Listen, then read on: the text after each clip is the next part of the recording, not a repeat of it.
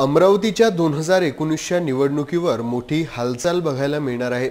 मुंबई येथे यशवंतराव चव्हाण प्रतिष्ठानमध्ये राष्ट्रवादी काँग्रेस पार्टीचे संस्थापक अध्यक्ष शरद पवार, छगन भुजबळ यांच्या उपस्थितीत संजय खोडके यांनी राष्ट्रवादी काँग्रेस पार्टीमध्ये पुन्हा प्रवेश घेतला असून घरवापसी केली आहे।